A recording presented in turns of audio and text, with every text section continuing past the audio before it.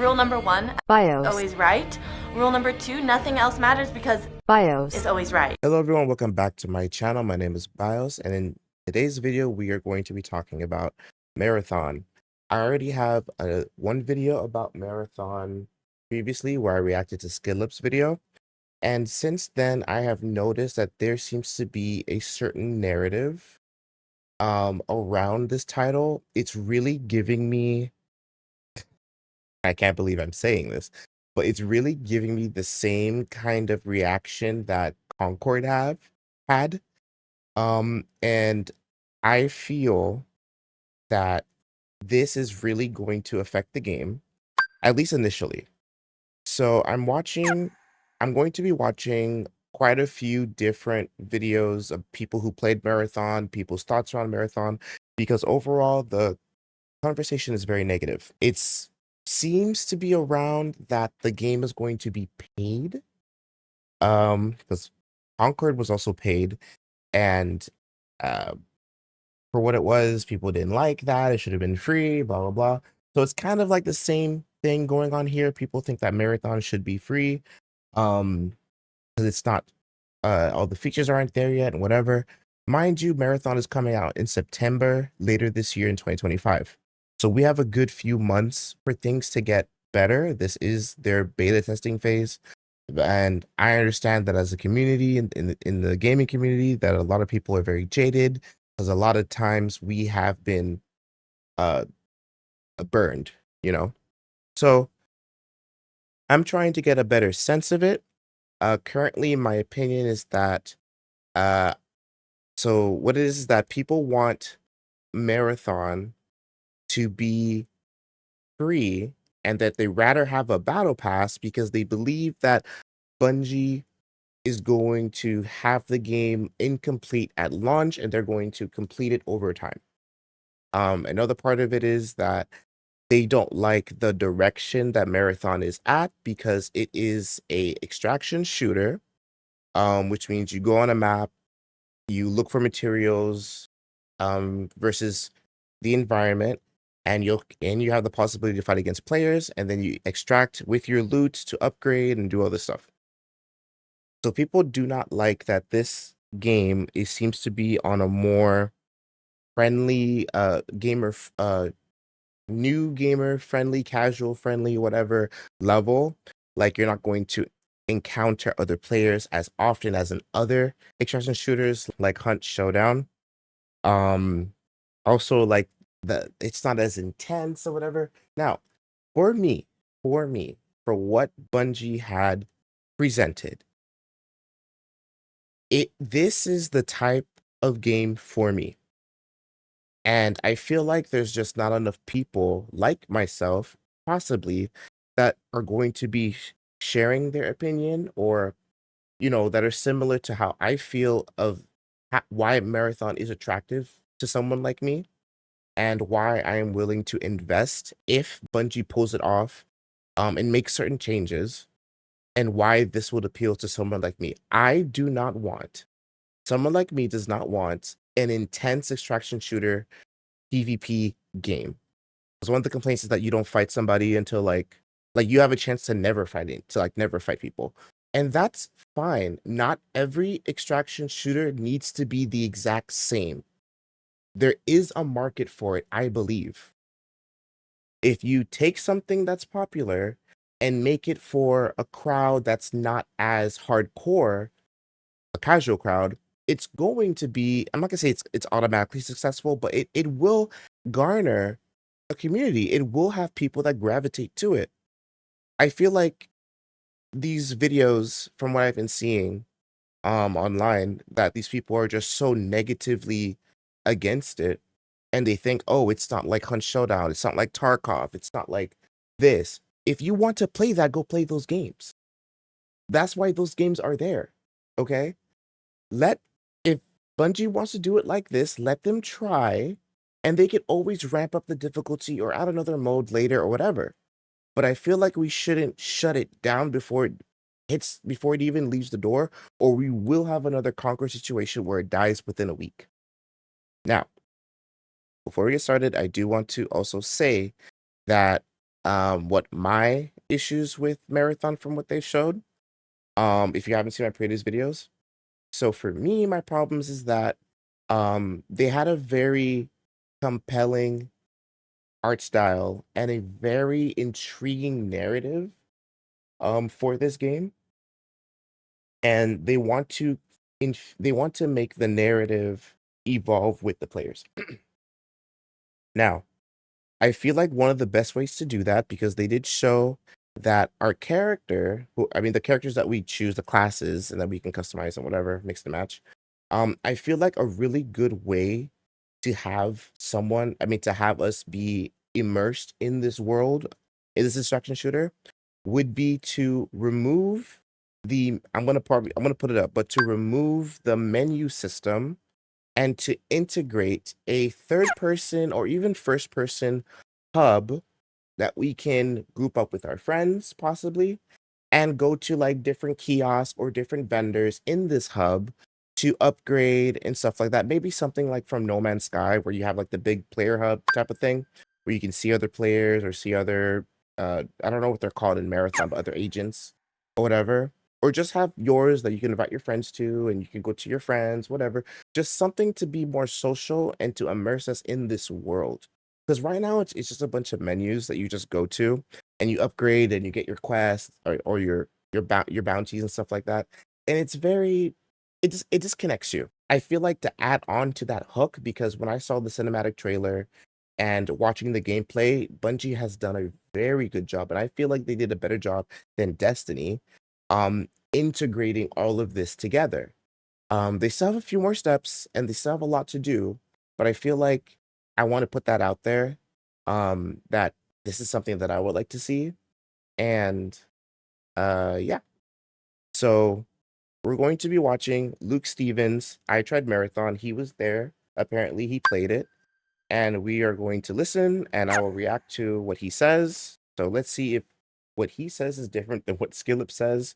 And I'm gonna be once again watching more of these videos to really get a bigger idea, because once again I don't want this game to change and to become something completely different, because I do like the initial idea. All right. Anyway, no more rambling. Let's get started. Is captions on? Okay.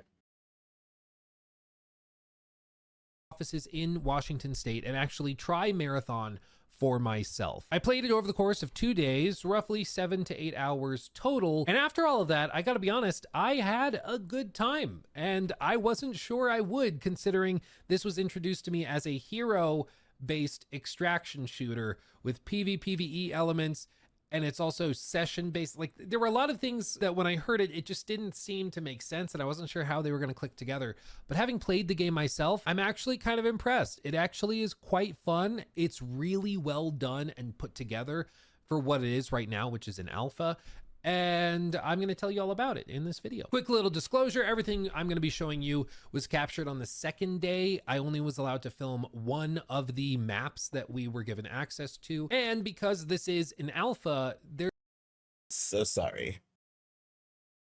there's a lot of things that are a work in progress still. Menu items, UI elements, even like some specific weapon effects and things are not finished yet. So just be aware of that. What you're seeing is very much in development footage. So don't like jump to conclusions that this is the launch version. It should and will look significantly different when it launches. Hopefully all in good ways, but I just want to be clear about that. Having said that, I also want to say thank you to Bungie for the opportunity to try the game early. And I also want to let you know that as we go through this video, I'm going to be mentioning a lot of stuff that, of course, we were told directly by them, but also that I found out from like the game director who had lunch with us, from some of the senior designers who had lunch with us at our table as well. It was a really cool experience to just be able to ask the game director himself, like, hey, why does this effect work this way? Why does this not work? Why can I not take this item from here and put it over here? And then to actually get the answer in real time. So we're going to talk about all of this stuff. Just know I've taken many copious notes. They actually provided a notebook for us to take notes in because I think they knew that's what was going to happen. And also when we showed up at the studio, we had to lock our phones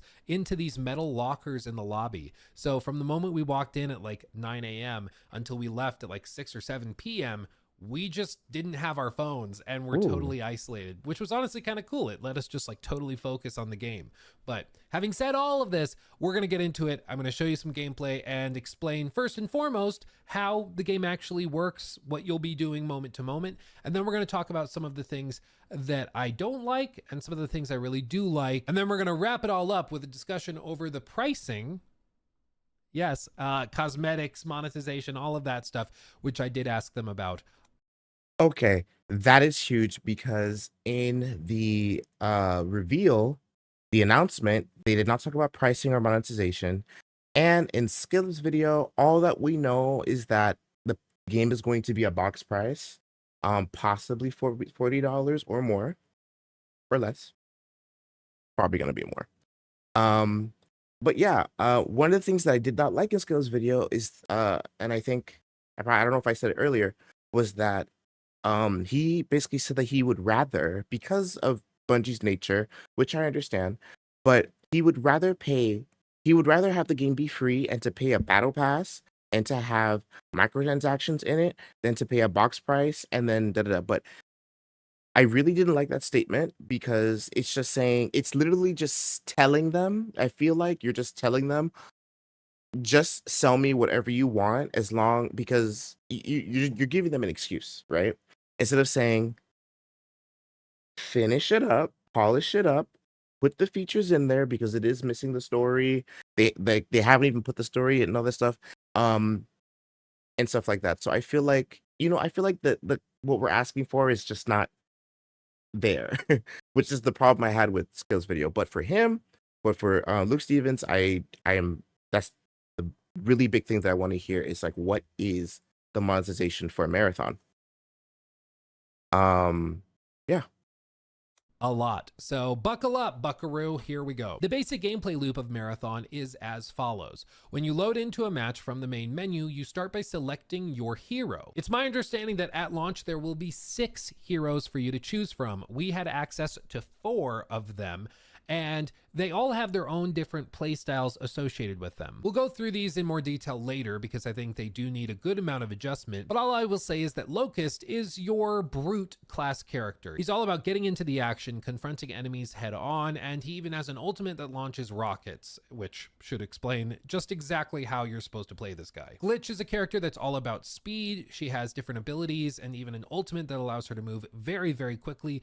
She's all about flanking and playing tactically. Void was my main for most of my playtime after trying the other characters, and he has a bunch of abilities that allow him to pop invisibility, throw smoke grenades down, etc, etc. And then there's Blackbird, who is basically this game's version of Bloodhound, with all sorts of abilities that allow them to scan the environment and see which types of enemies are where. And this was the first thing that was kind of jarring to me, which is that I didn't expect this, but Marathon is much more similar to Apex Legends than I thought it would be. Like everything from the movement to some of the gunplay to the heroes themselves all take heavy inspiration from Apex characters and Apex design decisions, I even had that down to feeling the as well. shielding mechanic, which is basically identical. And don't get me wrong, I'm here for it. I'm totally okay that like Locust shares an ultimate basically with Valkyrie in Apex, and Glitch is basically Octane, and Blackbird is basically Bloodhound. Like that's all totally fine. I like Apex a lot, and it's really sad to see what's happened to it recently, but I didn't expect that. I didn't expect Marathon of all games to scratch an Apex Legends itch that I was having.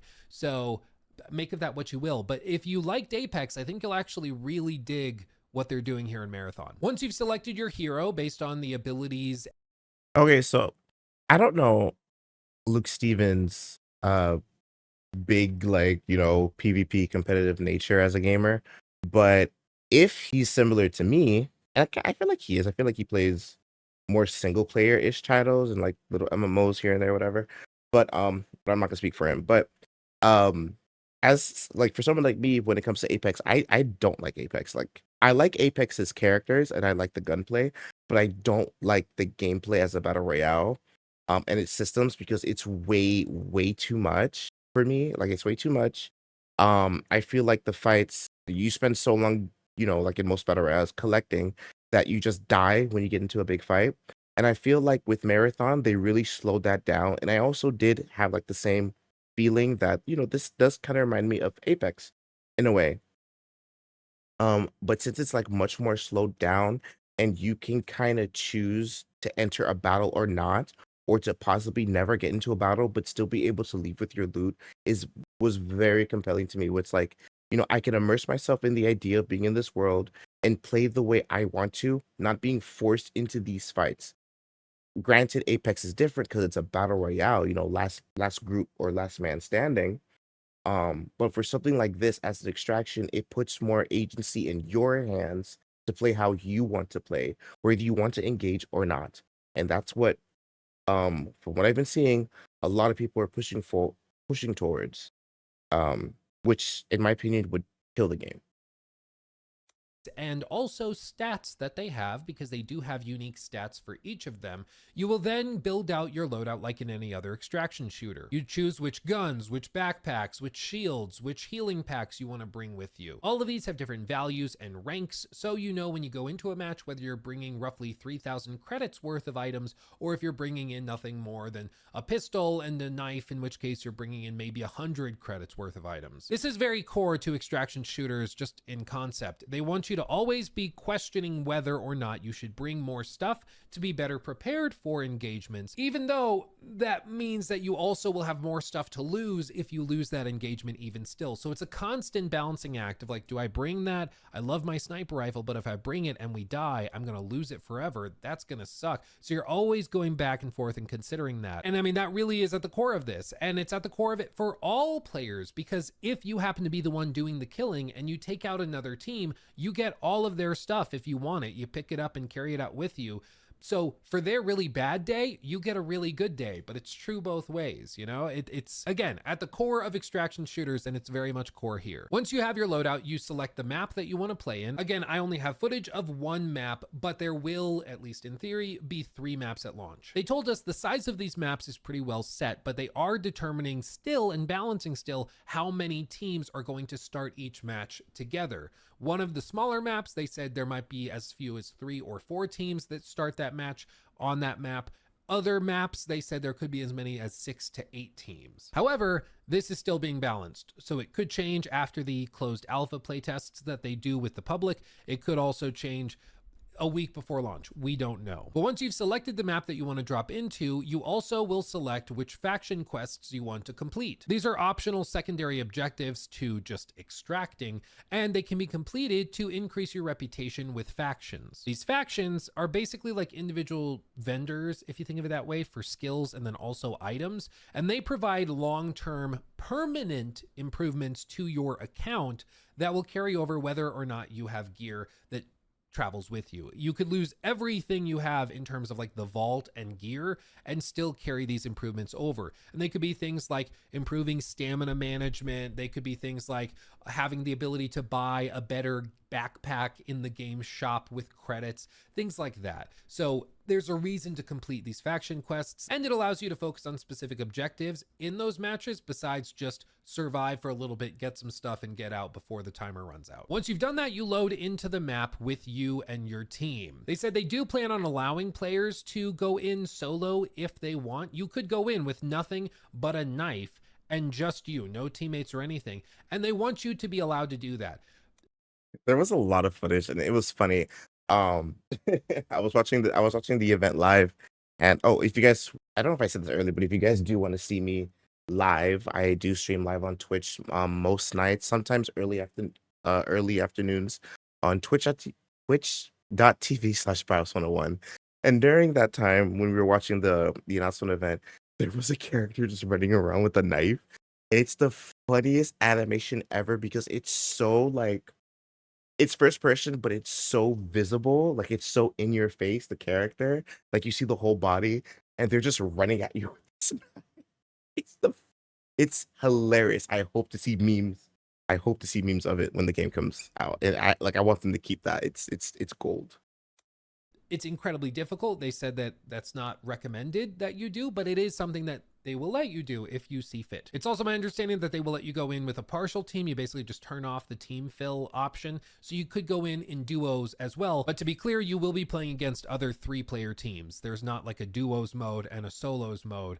As of right now, the entire game is balanced around trios. Once you're in the match, everybody starts at the Yeah. same time on randomized points on the map. There is a 25-minute timer, and you have until then to extract. If you don't extract by the end of that 25 minutes, what happens is all of the extraction points for individual teams, which have their own extraction points throughout the map, they all get cleared, and there's only one extraction point at the center of the map for everybody that still remains to get out of. And it's also overrun with like android enemies and world hazards and stuff. So it's incredibly difficult to get out at that point, but it is still technically possible. What do you do in these 25 minutes though? Well, you explore the map, you look for other teams, or not, maybe you avoid other teams, but your goal is to complete those faction quest objectives and to collect as much cool stuff as possible and get out with it. Some teams will no doubt be all about the action, chasing down other teams and clearing them to take their stuff, while other teams I can imagine playing very stealthily. You see, they allow you to take up to 3. I mean, you could have an entire team of just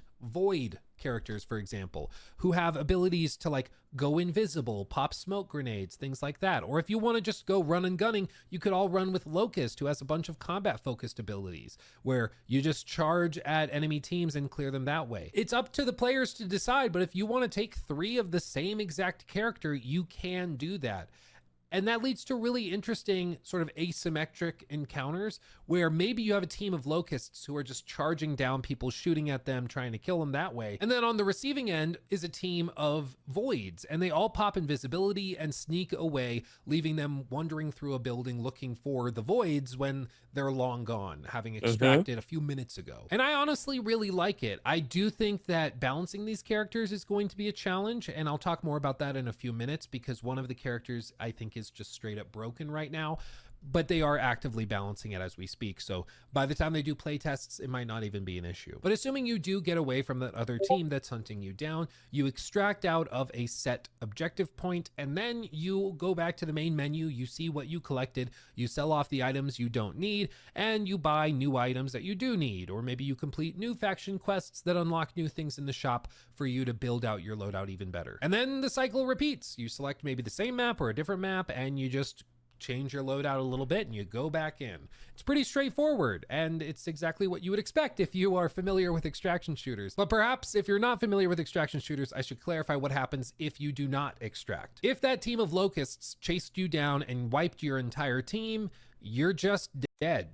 Game over, Red Rover. All of your stuff in your backpack, your guns, all of that stuff, it's all gone forever. Either the other team will take it, or if they extract leaving stuff in these duffel bags that drop on your body, it's just gone. It clears out when the server resets and you never get it back. And this is at its core the bread and butter of extraction shooters. The idea that for one team, they can have the highlight of their evening play session. Like if they're playing for 3 hours, this one match could be the highlight of all of it that makes that night worth it for them. If they kill that one team that had a purple sniper rifle, all these crazy attachments, they were extracting with a super valuable specimen of some sort that's going to be worth 2,000 credits by itself, and you loot them, you take it, you extract, it's the high point of your night. But it's also the low point of their night. Like the receiving end of that, they're not happy. They lost their purple sniper rifle. They lost their super valuable specimen. They're having a terrible night at that point. So it's always this sort of tug of war of keeping players happy and interested because they're getting rewarded for doing well, and then also hoping that they don't rage quit when they lose something they really, really valued. How you balance that is, I mean, it's well above my pay grade, and they're trying to figure that out as we speak at Bungie, balancing this out. But there's a reason why people really like extraction shooters, because when it works, that high point is worth 10 low points. And that moment where you find the amazingly powerful weapon that somebody was carrying that they loved and cherished so much that they lost because you sniped them out of nowhere, that moment for you is worth 10 rounds where you lose a ton of stuff. That's at least the hope. That's the goal. I will say though that having played this game a good amount over 2 days, it's very easy to spiral quickly. The game doesn't totally depend on better loot winning every single encounter. I guess that is a good point. And my question is that like, do you lose the stuff that you go in with too? Because I feel like if they want to balance it, I think that might be something. Well, I mean, what did he say? Let me go back. Well, no, because No, because if they found a purple sniper rifle, hmm, yeah. So I guess my question still stands. Like, I do wonder, like, if you go in with a loadout and you die and your team wipes, and whoever killed you takes your stuff, will you lose that loadout that you went in with? Because that would really suck. I feel like if you extract with the stuff, that's yours forever. You know, it's just the stuff that you're trying to get out, like the new stuff that you're trying to get out with, that you lose, not your initial loadout, like your guns, your attachments, your sides or whatever. Maybe some of them you could lose, like let's say like med kits, and if you die, you can just go back and get more med kits, you know, something like that. Um, but I think that would be a good way to start. Like if you extract with stuff like you left, that stuff that you left with is yours. Isn't like in Apex, for example, where if you run into somebody with a Kraber who can snipe relatively well, you're just screwed. You're just not going to win that unless you can push them or something. It's not like that, but having better shields or something, or better gear, more healing items and things like that is a game changer. I mean, it actually does make that team far more difficult to wipe. And as a result, if you start to spiral and lose one match and then two match, and then you're like, okay, am I tilted right now? I'm going to not bring anything but a starter pistol. And you go into the matches and you have no healing, no shield, no nothing, because you don't want to potentially lose it. You're just going to You do lose your stuff that you go in with. I don't like that. Mm-mm. keep getting curb stomped by the people that are bringing that stuff. Now, again, you could go into a match, get the jump on somebody, take their stuff, and you go from rags to riches in 5 minutes. And that's a really significant high point for players, I'm sure, but it's really tough to balance the game that way, because you want to reward them for having better gear and better loot and for risking that by bringing it into the match, but you also want to reward players who go in there and are risking less, but are just, you know, going into a more difficult situation and hoping that they can make something of it. It's very difficult to balance, there's no question about that, but I will say this game, it was clear that it's easy to spiral. There was a team sitting behind us, and I will not mention who was in that team because I guarantee you know some of them, but they started spiraling pretty hard at one point on the first day. They said they lost like 8 matches in a row, and they were just not really having that much fun, frankly, because it just kept getting worse and worse and worse. All the teams they were playing were bringing good items with them, and they were going in with literally nothing but like knives and daggers, and they were getting curb stomped every single time. I wonder if those people are a part of the crowd that are saying really bad things about Marathon. Like, I really wonder if that's what's happening. Like, not them specifically, but like them and others that this probably happened to, and it gave them a very negative impression. They encountered another team unless they got really lucky with loot drops immediately. Maybe it's a skill issue, maybe it's not, but either way, I just want to bring that up, that it is a problem that's in most extraction shooters, that tilting, spiraling thing, and it's present here as well for sure. But all I can say is that for me, I actually had a really good time with the game. Again, we played it for 2 days, and I would play more of it right now if I was given the option, which I cannot say for every game I've done a preview event for. I've told some people about this, but I did a preview event for Skull and Bones back in the day, and at that preview event, they gave us access to the game remotely, where we played it through like cloud whatever streaming, and we played it for like 5 hours, and after like a solid 90 minutes, even the hosts of the gameplay session, like the PR people or whatever, were bored out of their minds, and we're like, so I guess we could do Q&A or so. Do you want to do the quest again? Because there's like 3 quests repeated over and over. People were miserable and very, very bored. That was not the case at this one for Marathon. People are having a really good time, and again, if I Okay. could play more of it now, I would in an instant. I had a good time. And maybe it's just because it reminded me so much of Apex Legends, surprisingly enough, but I did have a good time. And I think that that really is the bellwether for most of these games.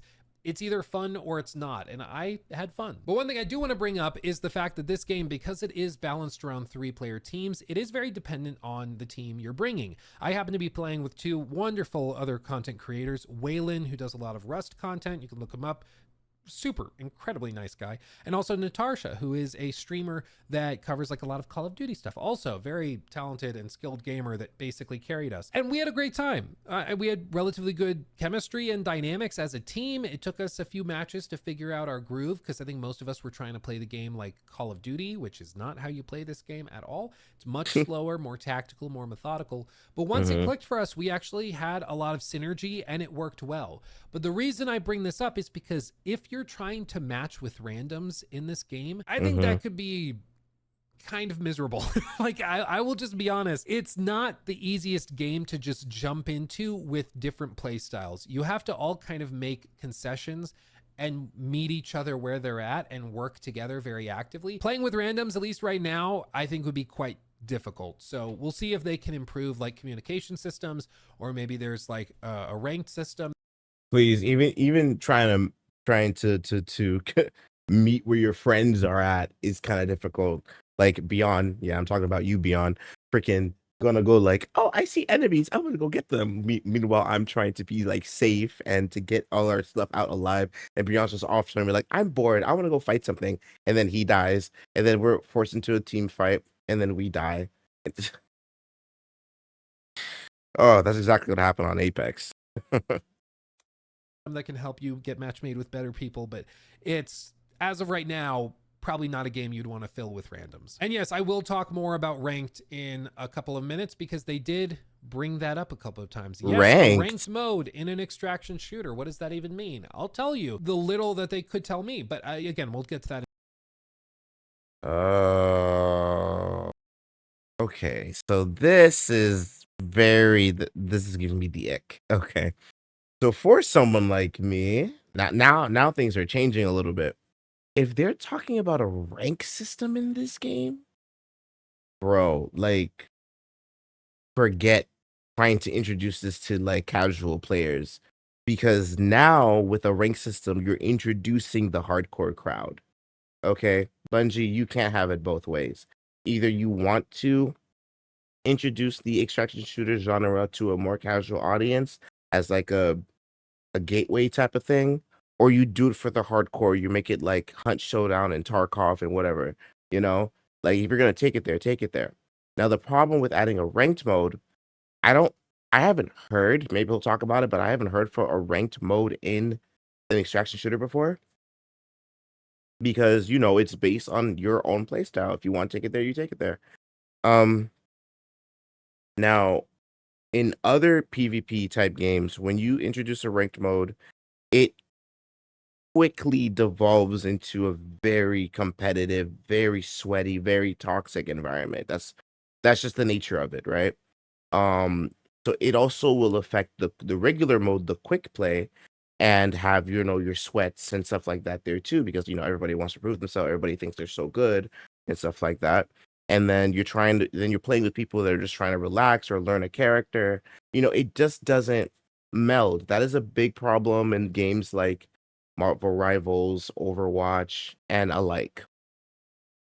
Now, for this as an extraction shooter, I don't know how much that will affect it, because I can't really like, it depends on the system, but I can't really see, you know, I can't really think of it of the competitive side affecting the casual side, because it's like, you know, you want to get in there and get the loot.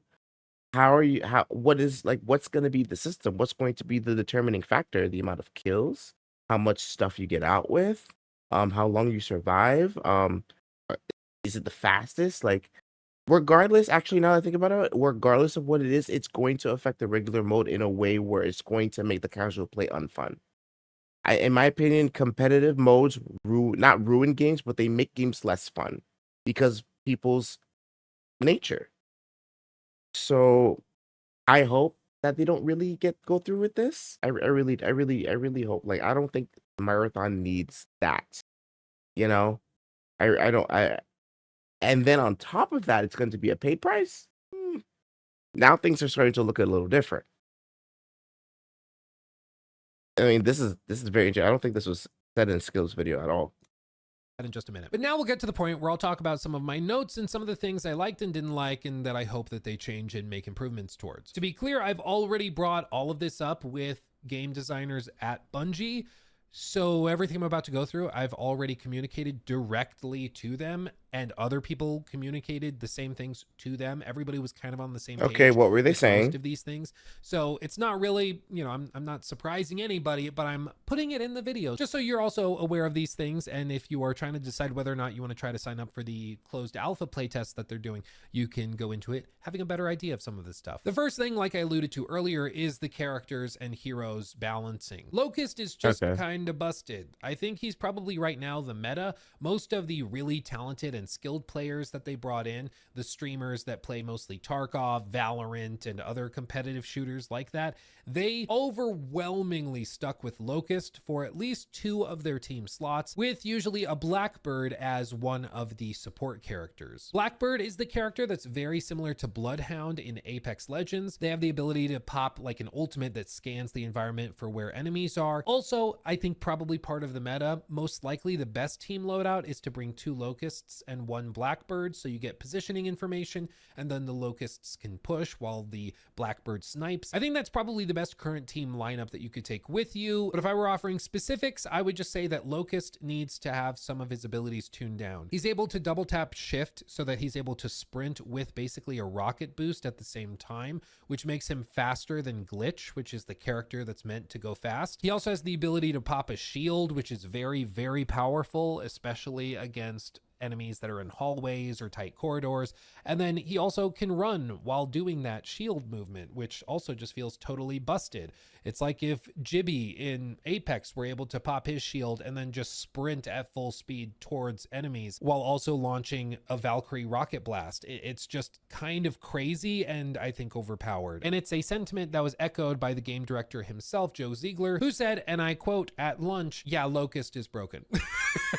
Oh, okay. Like, we were sitting at lunch and I was like taking notes on what he was saying, because he's describing like how they're going to do the ranked mode and how they want to do this and why weapon attachments work the way they do. And then he's like, yeah, and Locust right now, he's really powerful. I think he's just totally busted. I think he's broken. I was like, okay, well, there you go.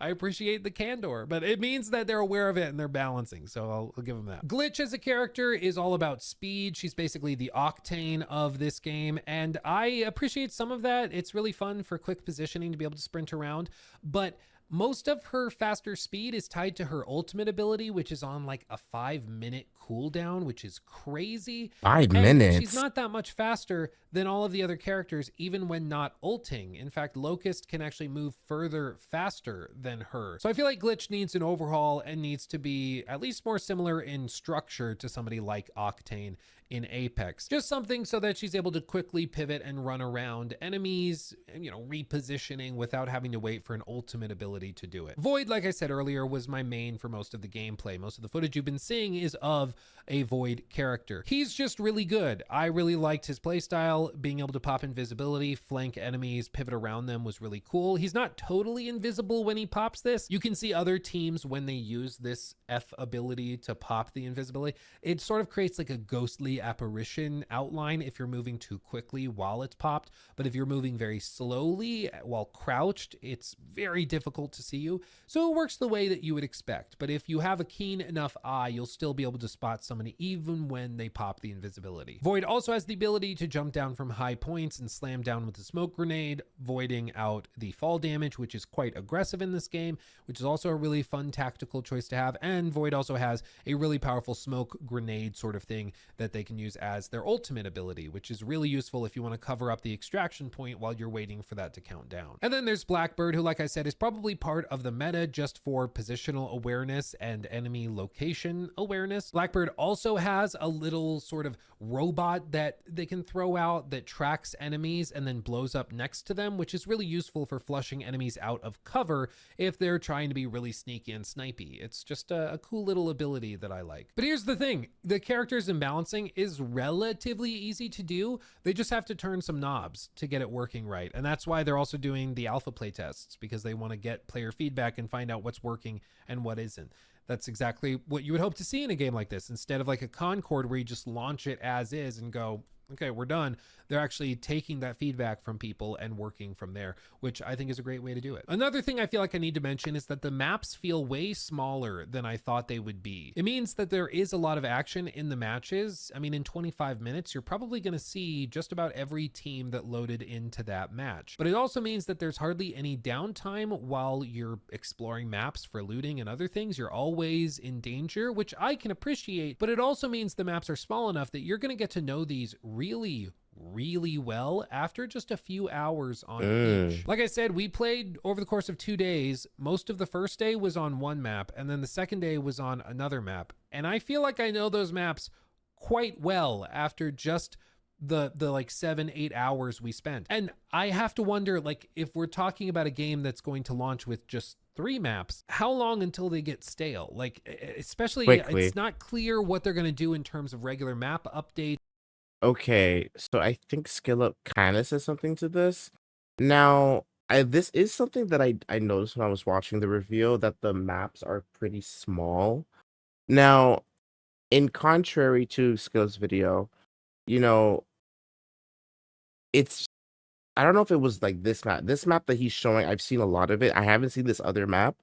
I don't know which map at right now that Skillup was talking about, but if the map are this small, like he's saying, I really cannot see how you cannot enter into a team fight. Like, if it was bigger, I can see that there's more room to sneak away.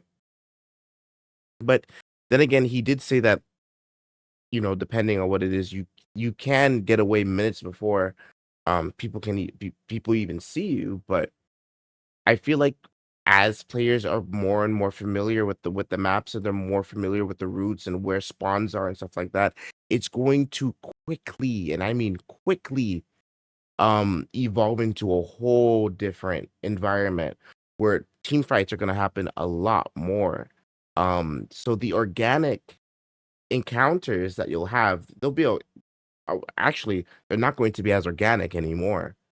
So I'm starting to wonder. I'm starting to wonder if this is the game that I thought they were gonna do. If they're gonna keep the maps this small, that's another factor. I gotta make note of that. If they're going to be doing things to really shake it up. They didn't really have clear answers on that. They did say there is a 4th map coming that's going to be for end game players, like late game players, where the minimum, like standard loadout, they said would be purple gear, which we didn't even really see. So I imagine that there's going to be, some challenging stuff offered too, but I will say the maps were smaller than I thought they'd be, and there's not that many of them, which is going to be interesting to see if it's enough to keep things, compelling and dynamic and different. I do like how the maps change weather systems, and there's different sort of POI effects and things, to not get too spoilery on each of them. So there are things that change from map to map, but it doesn't change the fact that the buildings are the same buildings. The structure is the same structure. Everything's laid out the same. Yeah, it's raining now versus sunny and clear, but it's still the same map. Another thing I want to bring up is the stamina or heat meter. This overwhelmingly was the most criticized thing at the event in this alpha build. Literally everybody I talked to was frustrated by this damn meter. It basically is their stealth meter. As you sprint, jump, slide, things like that, you build up this heat meter, and once it fills up, you have to wait for it to cool down before you can sprint again. There's certain like stat effects, grenades, different things that can affect that heat meter that enemies can deal towards you, which I think is part of the reason why it works the way that it does. But it's no doubt that this is a game where the movement feels pretty good, and there's moments where you're engaging in a fight with another team and you just want to quickly get behind this crate and reposition. But if you're out of the stamina, if your heat has risen too high, you're like, okay, I'm running. And then you get killed because like you didn't realize that the status effect had built, and then you got down. That's not good. That's not good. That's actually a big complaint that I had for like Valorant. And I know this is like a common thing with Valorant and CS:GO, but when you get shot and you are brought down to a crawl, it is agonizingly agitating. It is so frustrating. Like I cannot see how people like that. Like, you try to jump, and that's why like the freaking crouch thing became like such a go-to, because you can't go anywhere the moment one bullet hits you. So this meter in comparison.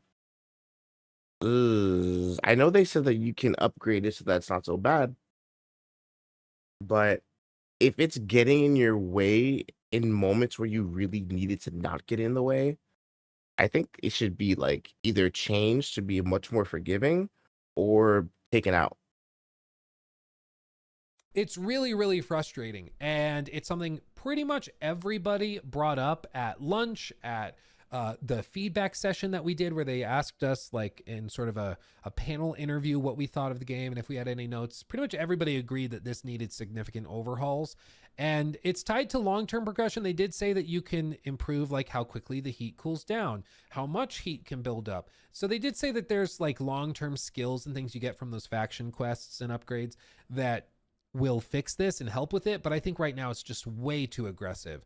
To borrow a line that I heard a few people bring up, Esports Center on TikTok brought it up, and one of the developers was like, oh yeah, we've said that internally a lot. He said, all of the characters are called runners, but it feels like most of the game we're just walking, which I think is fair.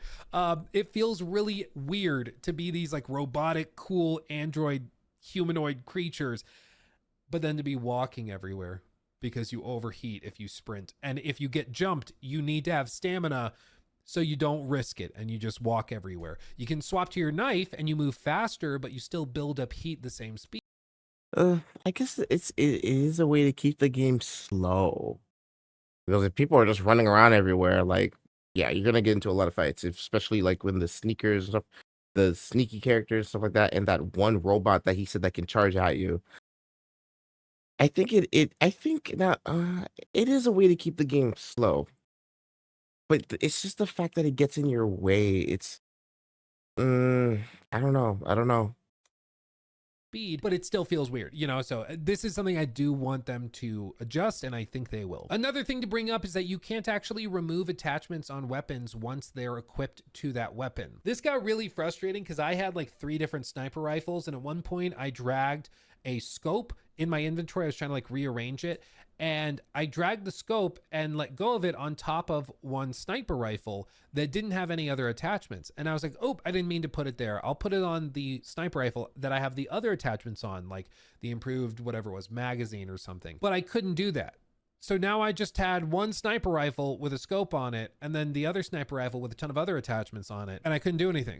Like, it was just stuck. I couldn't disassemble the sniper rifle to remove the scope. It couldn't even like destroy it in the process. You're just stuck. And they told me why it works this way. And apparently it's because they don't want you to like load your backpack up with a sniper rifle and then use a bunch of attachments that you found on a dead player's body, move them into that sniper rifle and extract with that basically as a mini backpack within your backpack to That's not where I thought that was gonna go. Mini backpack. carry even more attachments and stuff. But I just like, I get why, but I think just reward the player for doing that. If they're sneaking out with a massive sniper rifle in their backpack, reward them with getting to bring out the attachments and put them where they want them to go. So this is one where I understand the reasoning. I just don't like it. So I want to be able to remove attachments from weapons. Otherwise, it's infuriating to have an attachment accidentally pop it on this weapon and now you just can't use that at all, basically, because either you have to find 3 other attachments to make that one weapon as good as the other one, or you just give up on the scope and just focus on the weapon with the other attachments. It's really infuriating, and I hope that they change that. But that brings me to the big money question at the end of all of this. I thought they were gonna lead in a way to keep snipers down because people are so just trigger happy, like, oh, I have a sniper and I just because I'm good with it, I automatically get a one shot, or I have a shotgun in them and I automatically get a one shot. Like, I'm sorry, it's not fun. It's not fun. It really isn't. I don't mind being critical, but anyways, I thought that's where they were going with that to try to bring that down, but it's not the case. Which is, how much does this game cost? I'm glad you asked, because I asked, and they Okay, the wouldn't tell pricing. me. I asked like, Oh, okay, so nobody knows. Nobody knows. Like, why? Oh gosh. Okay. like 3 different people. I asked one of the AI engineers, and he said, "Oh, I know how much it costs. I'm not going to tell you though." I was like, okay, fair enough. I asked the game director, also wouldn't tell us. I asked one of the senior designers, also wouldn't tell us. I even asked one of the PR people that didn't even work at Bungie, worked at like a separate company, and he said he knew how much it was going to cost, and he wouldn't tell us.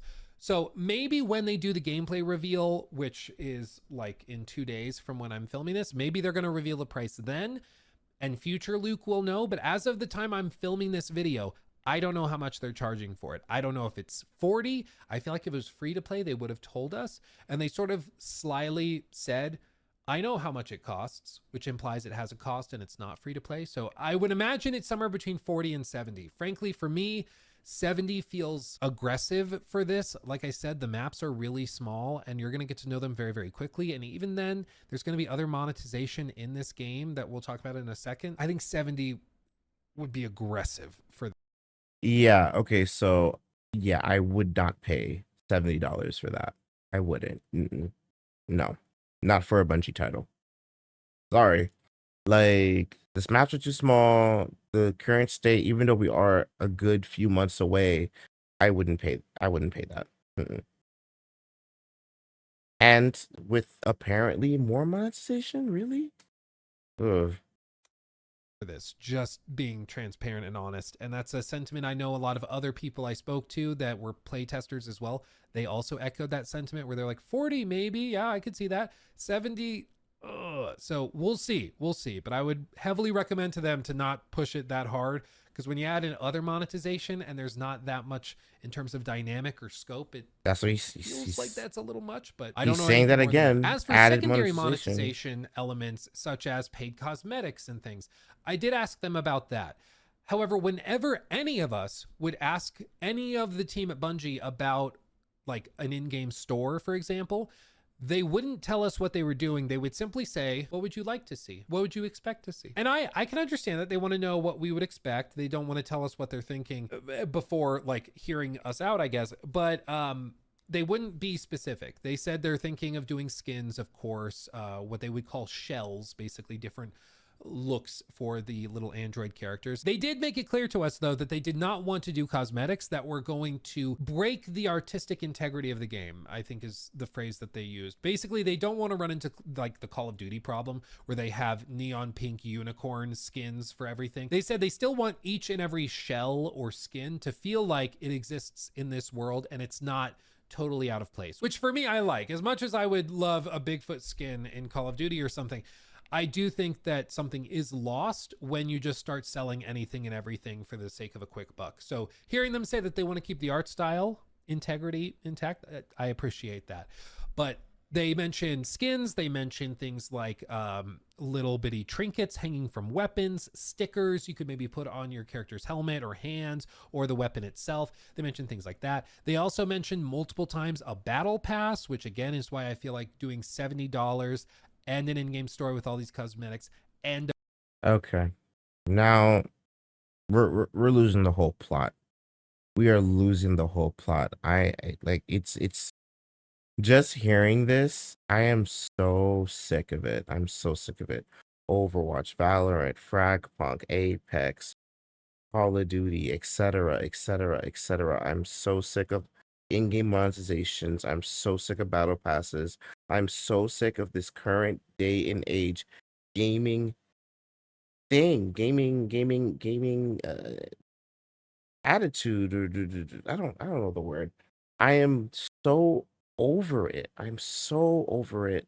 And then they're like, I'm sorry, I really don't think Bungie's in the spot to be asking for a box price, a battle pass, and in-game monetization with shops and skins. In fact, I don't think anybody is in the spot to do that. I don't think anybody, like, do you guys really want that?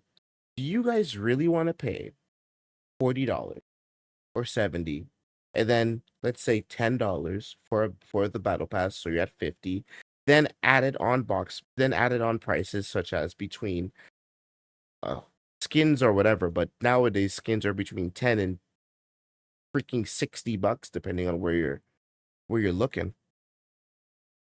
This is just absolutely horrid and disgusting. Um, like honestly, I wouldn't be surprised if they were to do this, but that would kill the game. That would kill the game.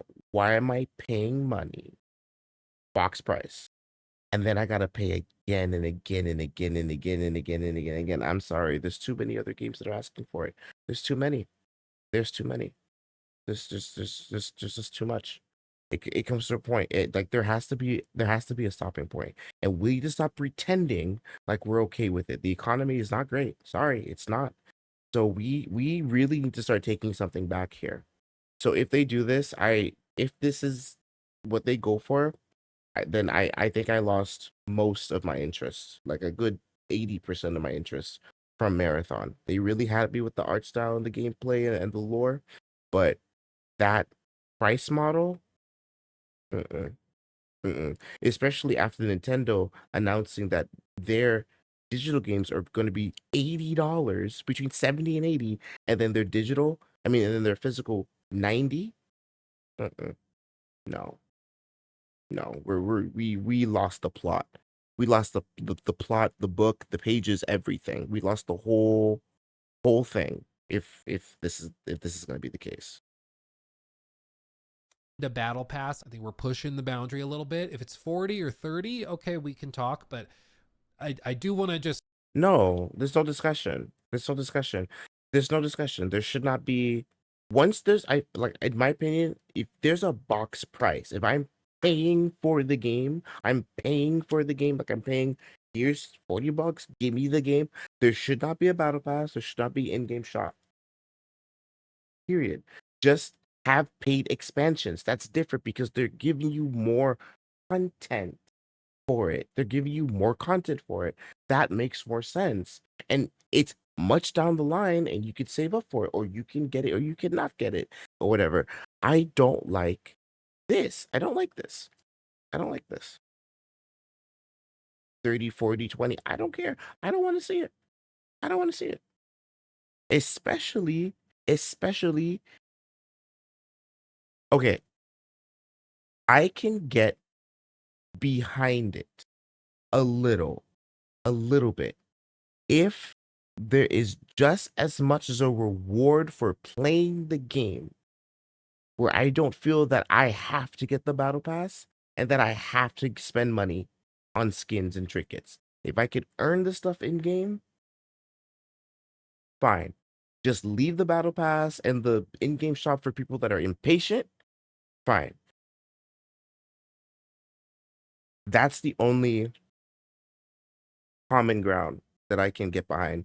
If I can earn it by playing and spending my time in it, which is still good for the company. They have playtime.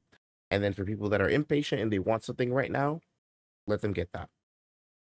That's the only common ground that I'll ever be okay with. bring that up, that it seems like they either don't have the monetization settled yet, And it needs to be significant. It needs to be significantly good. Not like, oh, well, you get like this little something, or whatever, like a recolor, and then the paid stuff they get like this super. No, it needs to be significant, 1-to-1. You just pick how you want to grind. You want to grind a little bit for it, and the grinding better not be egregious. You can grind a little bit for it, or you could just buy it. or they do and they didn't want to tell us about it. Make of that what you will. One other thing I will give them credit for is that they have announced in the last week or so that the game will apparently not require a PSN account on PC or Xbox. And it will support full cross-play and cross-progression, meaning you could play on your PC and then move over to your family room and keep playing on the TV on your Xbox and carry the saves across. And I think that's really cool, especially after all the Helldiver stuff. I wasn't sure if PlayStation was going to force them to do PSN account stuff here. It would have been just frankly really freaking funny if they had made people sign up for a PSN account while playing on Xbox. I mean, that would have been hilarious, but they're not, apparently. They're going to allow you to just play it with your Bungie account, which I'm sure shares all of your data with PlayStation regardless. But I'll give them credit where it's due. But having said all of this, it goes back to the core question with all of these game previews and playtests. Did you have fun and would you play again? And for me, the answer is an unequivocal yes. I had a good time. There are definitely things I would change, and there were things that were frustrating and things that need tweaking, sure. But it's an alpha playtest. It would be really, really weird if things were perfect and super polished out the ass everywhere. Like, it's an alpha. Things are going to change. And they made it clear multiple times that they anticipate things changing and they want player feedback to inform those choices and changes, which is exactly what you should hope to see for a game like this. Speaking of hoping to see though, I hope to see more information about the ranked mode and about this 4th level that's coming after launch. You see, when we first arrived at the studio, they asked us to go into the Bungie theater where they do sort of group presentations for all the devs. And we all loaded into that theater, and then they did like a little talk just telling us basically what was going to happen while we were there, kind of itinerary, we're going to be playing on this map, blah, blah, blah, normal stuff. But they said their goal for Marathon was to make it a revolution in the extraction shooter space. Like, this was going to be a revolutionary project. And I asked one of the senior designers at lunch that day what he thought was revolutionary about the game, because I was like, there's a lot of cool ideas. They're bringing little bitty things in from all these other games, but what is revolutionary? And he told me, I think the ranked mode and that 4th map will be really revolutionary. The 4th map comes after launch. I don't know if they're going to charge for it separately or if it'll be a free update. I don't think they know yet. They also refused to show us anything about it. They said it was going to be really cool. It's going to break your brain. It's going to blow you away. There's all sorts of really cool meta things going on. They're very excited about it. That was very, very clear, but they wouldn't tell us anything about it. So I have no reason to be excited about it besides their excitement for it. And then the ranked mode, I asked them about as well. I asked the game director about it. I asked one of the senior designers about it. And I kid you not, they had like nothing really clear to say. I asked them about it and I was like, so is it coming at launch? And they said, yeah, I think we're planning on getting it out at launch. Maybe we do a buy-in where it's like, in order to load into silver lobbies, you have to have a loadout worth 3,000 credits or 4,000 credits or 5,000 credits. Gold lobbies, platinum lobbies, whatever it is, those higher lobbies require even greater buy-in. So it's super high risk, high reward to grind it. I was like, okay, that could be cool. Also really infuriatingly frustrating, because if you lose that stuff and you have like super S tier endgame items and that all goes to another one of the S tier guys that's been grinding forever to get that gear because he won the ranked match, that I could imagine also would be super infuriating and also would like destabilize it, because now they lost like 20% of their total character's value worth of goods because they lost that ranked match. So they were like, we're still going back and forth with ideas. We don't really know exactly how it'll work. It could be totally different than that, but these are our ideas. And that brings me to maybe the biggest point with all of this is that they told us this game is launching in September. And if you're watching this video, it's after the gameplay reveal. And so you know that as well. That's like 5 months away.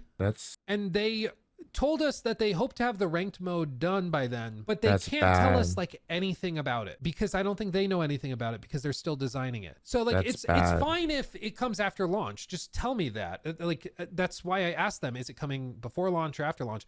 They weren't really clear, but that means that the two things that they're most excited about, if it is delayed till after launch, that means that the ranked mode and that 4th map both are coming after it launches. It's 3 things. It's the story. It's the story, the ranked map, and the story, ranked, and the map. That's not finished.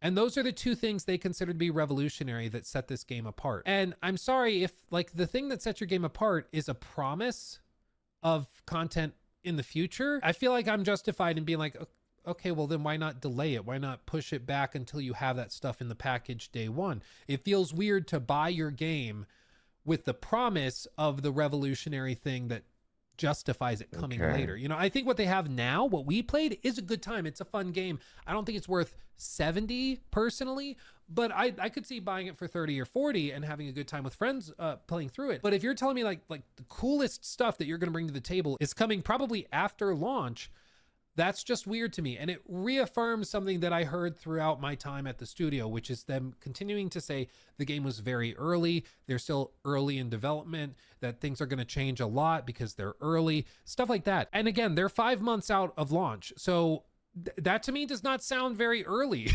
You know, I start to get the feeling like maybe this is going to be a mad rush at the end to get this game done. Maybe Sony was just like, we have to get it out before GTA Online. Figure it out. Put it out by September. Whatever is ready at launch, put it out and just go from there. I get the feeling like they're being pushed and rushed just a tad. They have been working on this game for like a solid 6 years. And I mean, Yeah. even Dr. Lupo was saying that he consulted on this for like 5 to 6 years. And, you know, you can tell there's a lot of feedback and a lot of careful consideration and stuff, but it feels like some of these big important things, like the ranked mode, are coming together kind of haphazardly at the end. They don't need it. They don't need that. They don't need the rank mode. They need to finish the other map because they have 2. So they need that. They have 2 or 3. They have 2 or 3. They need to finish that. Forget about the rank mode. Bungie, forget about it. You don't need it. You really do not need it. They need to put all their time and energy into the story, because if they start putting energy into the ranked mode, the story is going to suffer. They can't do both. They can't do both. The map is probably closer to finishing. The ranked, they have no idea what to say about it. Dunk it. You don't need it. What's going to differentiate you? I'm saying it like as if they would hear it. I hope. I hope. The thing that's going to differentiate Bungie between their extra shooter and others is definitely going to be the story, the evolving story with the community. However, that they were going to do, they need to put their time and energy in the next 5 months into that. Forget about the ranked mode. Forget about it. No one is gonna. I don't think anyone's gonna care. Not in this extraction shooter format. Like, that is way too complicated of a system. I don't even think that I don't think there's anybody that can give a decent suggestion that can make it work. I really don't think so. And that just gives me pause, because I would have thought 5 months out of the launch of a massive game like this, they would at least be able to tell me how the ranked mode will work. And as of right now, they don't know how it works either, which is weird. But at the end of the day, you shouldn't buy things on the promise of what it will be in the future. You should buy it based on what it is today. What the game is today, I think, is a fun game. I had a good time.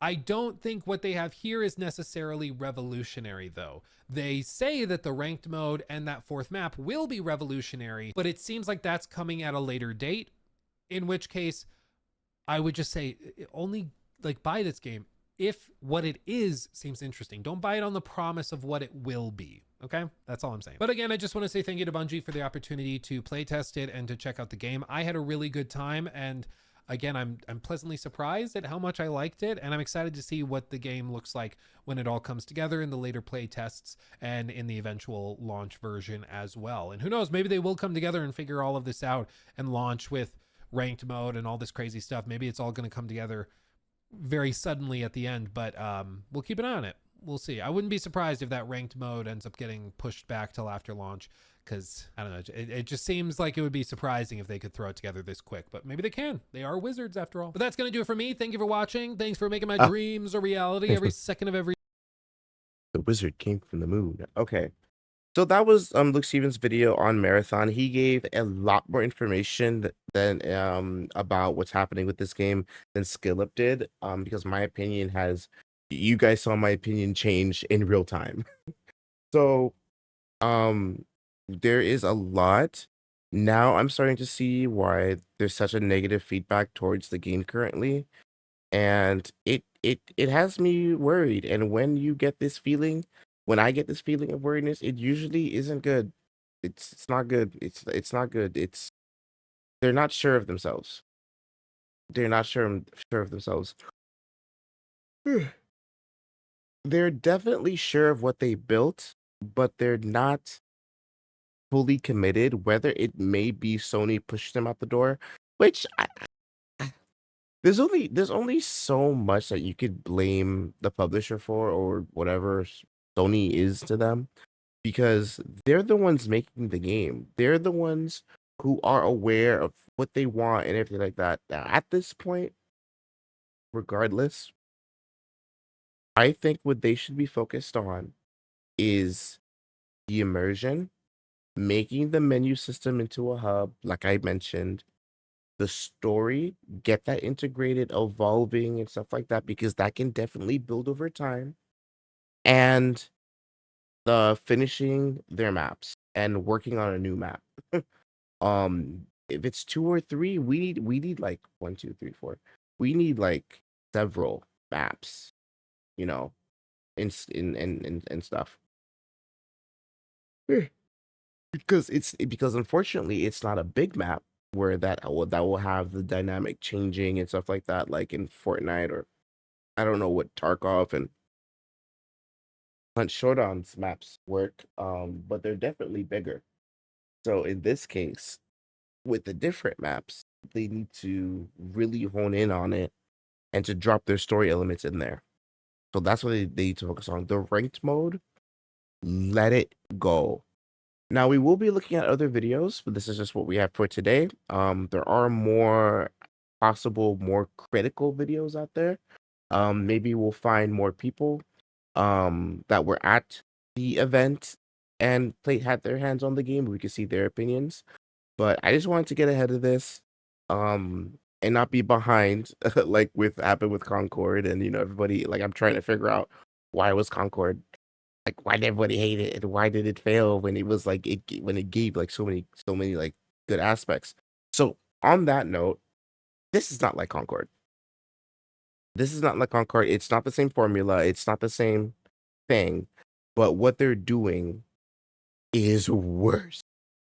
If what Luke Stevens says is accurate to their monetization, that is enough to kill this game.